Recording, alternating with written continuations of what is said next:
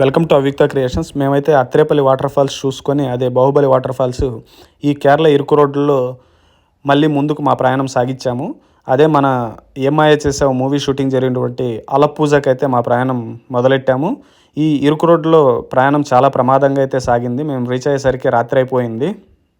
ఫైనల్గా మేము అయితే అలప్పూజ లొకేషన్ అయితే రీచ్ అయ్యాము. రీచ్ అయిన తర్వాత రూమ్స్ కోసం వెతుకుతున్న సమయంలో ఎవరో ఒక అతనైతే స్కూటీ వేసుకొచ్చి మా రూమ్స్ ఉన్నాయి, చాలా బాగుంటాయి రండి అని అయితే పిలిచాడు. నేను నమ్మాలో లేదో రాత్రిపూట అని చెప్పి ఆలోచిస్తున్న సమయంలో అతను వాట్సాప్లో కొన్ని ఫొటోస్ చూపించాడు. ఆ తర్వాత అక్కడే ఉన్న మా ఫ్రెండ్స్ కొంతమందికి అయితే ఫోన్ చేశాను. వాళ్ళైతే పర్లేదు నమ్మొచ్చు వెళ్ళండి అని చెప్పారు. సో ఫైనల్గా అయితే మేము లొకేషన్ రీచ్ అయ్యి ఆ గెస్ట్ హౌస్ చూస్తుంటే చాలా అద్భుతంగా ఉంది. అతను మాకు మా మార్నింగ్ బోట్ రైడ్తో కలుపుకొని చెప్పిన ప్రైస్తో హౌస్కి మేము పే చేసిన రెంట్ అయితే చాలా తక్కువనే చెప్పాలి. చాలా అద్భుతంగా ఉంది. అతను చెప్పాడు ఇక్కడ అప్పుడప్పుడు మూవీ షూటింగ్స్ కూడా జరుగుతుంటాయి, సీరియల్స్ రికార్డ్ చేస్తుంటారు ఈ హౌస్లో అని చెప్పాడు. మేము వెళ్ళేసరికి ఆ హౌస్లో మొత్తం 5 బెడ్రూమ్ హౌస్ అనమాట. అన్నీ ఫుల్ అయిపోయి మేము తీసుకున్న ఒకటి మాత్రమే ఖాళీగా ఉన్నింది. సో చాలా బాగుంది. ఇదైతే మేము తీసుకున్న రూము. మేము రెంట్ పే చేసింది నాకు తెలిసి ఒక 3,500 అయితే పే చేసాము. మేము పర్సనల్ బోట్ కూడా తీసుకున్నాం మా ఫ్యామిలీ కోసమే. మార్నింగ్ బ్రేక్ఫాస్ట్ అవి కూడా ప్రొవైడ్ చేస్తాము. బ్రేక్ఫాస్ట్ ఇవైతే ఇంకొంచెం ఎక్స్ట్రా అవుతుంది అన్నాడు. బ్రేక్ఫాస్ట్ అవన్నీ మేము బయట తినొచ్చు అని చెప్పేసి నో చెప్పేశాను. హౌస్ అయితే చాలా బాగుంది. మాకు ఎటువంటి డిస్కంఫర్ట్ అయితే మేము ఫీల్ అవ్వలేదు. ఇక పైకి వెళ్ళి చూపిస్తాను. పైన కూడా రూమ్స్ చాలా బాగున్నాయి. నాకు తెలిసి ఈ హౌస్లో మేము తీసుకున్న రూమే కొంచెం చిన్నదనుకుంటాను. రిమైనింగ్ అన్నీ ఇంకా బాగా పెద్దగా ఉన్నాయి.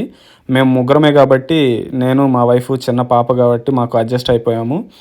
పెద్దది కావాలంటే నాకు తెలిసి ప్రైస్ వేరియేషన్ అయితే ఉంటుంది అనుకుంటా. ఇల్లు మాత్రం చాలా బాగుంది. రూమ్లోకి వెళ్ళిన వెంటనే మేమైతే ఒక చిన్న ఎలక్ట్రిక్ కుక్కర్ అయితే తీసుకెళ్ళాము. రైస్ వండేసుకొని ఇంటి నుంచి వెళ్తున్నప్పుడే కొన్ని పొడులు పచ్చళ్ళు తీసుకెళ్ళాం. వేసుకొని అయితే తినేసి పడుకున్నాం.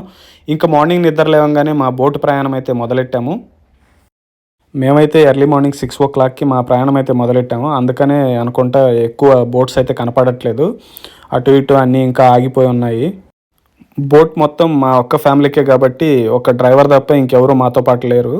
ఇంకా బోట్ మొత్తం ఖాళీ ఉండేసరికి మా అవ్యుక్త అయితే వేసిన అల్లరి మామూలుగా లేదు. అటు పరిగెత్తను ఇటు పరిగెత్తను మొత్తం చిందులేసేసి బాగా ఎంజాయ్ చేసి బోట్ స్టార్ట్ అయినప్పుడు చాలా స్లోగా అయితే మొదలెట్టాడు. నేను అనుకున్న 4 hours మాట్లాడాం కదా, ఇంత స్లోగా వెళ్తాడు మొత్తం కంప్లీట్ చేస్తాడో లేదో, ప్రైస్ వీళ్ళు టైం జస్ట్ వేస్ట్ చేస్తున్నారు, ప్రైస్ అనవసరంగా ఇంత ఎక్కువ పెట్టాను అని అయితే అనిపించింది. బట్ ఈ కాలువ ఒకటి దాటిన తర్వాత మనకి మొత్తం వాటర్ అయితే ఇంకా ఎక్కువ ఉంటుంది. అక్కడికి వెళ్ళిన తర్వాత స్పీడ్ పెంచాడు. అప్పుడు చాలా బాగా అనిపించింది. మనం వెళ్ళినప్పుడు ఇలా పర్సనల్ బోట్ తీసుకోవాలనుకుంటే తీసుకోవచ్చు. లేదు పర్సనల్ బోట్ ఎందుకు అనుకుంటే, ఒకవేళ మనం సింగిల్గా వెళ్తే కనుక అక్కడ గవర్నమెంట్ బోట్లు కూడా తిరుగుతూ ఉంటాయి. టికెట్ తీసుకునేసి డే ప్రైస్ తీసుకొని మనం ఆ బోట్లో ప్రయాణం అయితే చేయొచ్చు. బట్ ఫ్రెండ్స్తోనూ ఫ్యామిలీతో వెళ్ళినప్పుడు ఇలా పర్సనల్ బోట్ తీసుకుంటే కనుక మనం బాగా ఎంజాయ్ చేయొచ్చు.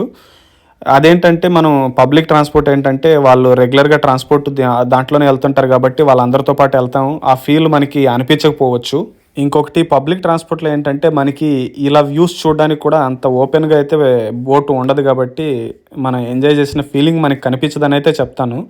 అతి స్లోగా మొదలైన మా పడవ ఫైనల్గా ఒక 20 నుంచి 25 నిమిషాల తర్వాత ముందు కనిపిస్తున్న పెద్ద వాటర్ లేక్లోకి అయితే ఎంటర్ అయింది. మాకు అప్పుడే సూర్యుడి కిరణాలు అయితే స్వాగతం పలుకుతున్నాయి. అటు సైడ్ నుంచి చిన్న చిన్న బోట్లు పడవలు వస్తూ ఉన్నాయి.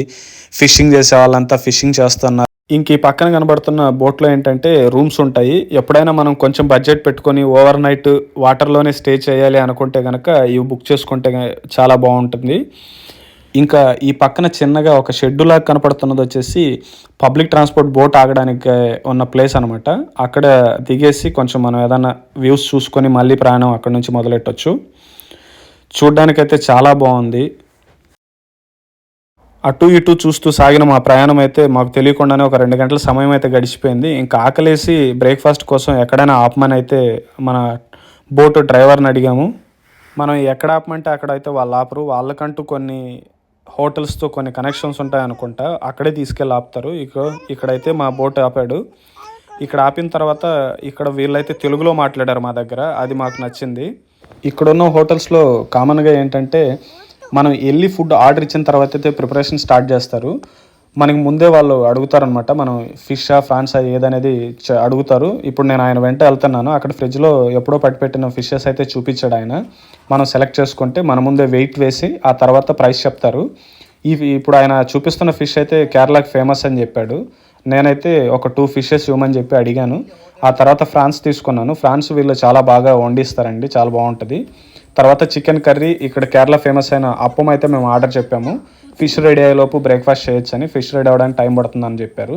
సో ఇంకా మేము బ్రేక్ఫాస్ట్ మొదలెట్టిన కొద్ది సమయంలోనే మా ఫిష్ ఇంకా ఫ్రాన్స్ అయితే వచ్చాయి. రొయ్యలు అసలు చాలా టేస్ట్ ఉన్నాయి.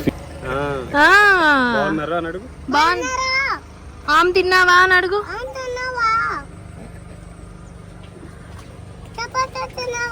చపాతీ తిన్నావా?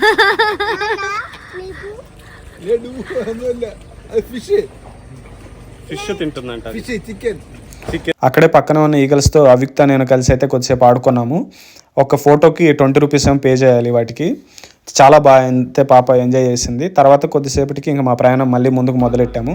మాతో పాటు వచ్చిన బోట్ డ్రైవర్ అయితే మాకు విసుక్కోకుండా ప్రతి చోట ఆగి మళ్ళీ సమాధానం చెప్తూ ముందుకైతే తీసుకెళ్ళాడు.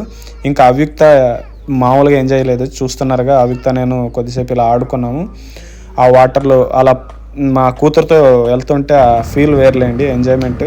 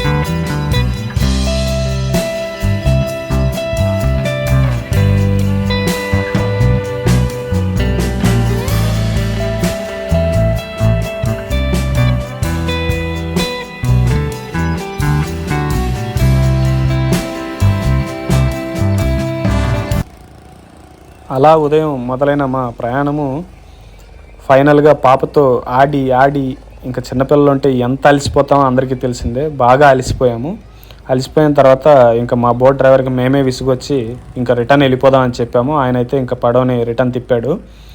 రిటర్న్ వెళ్ళిన తర్వాత మా ప్రయాణం నెక్స్ట్ కేరళలో ఇంకో లొకేషన్కి వెళ్దామని అయితే డిసైడ్ అయి ఉన్నాము. ఎక్కడికి వెళ్తున్నా ఏంటి అనేది నెక్స్ట్ వీడియోలో మీకు అప్డేట్ అయితే చేస్తాను.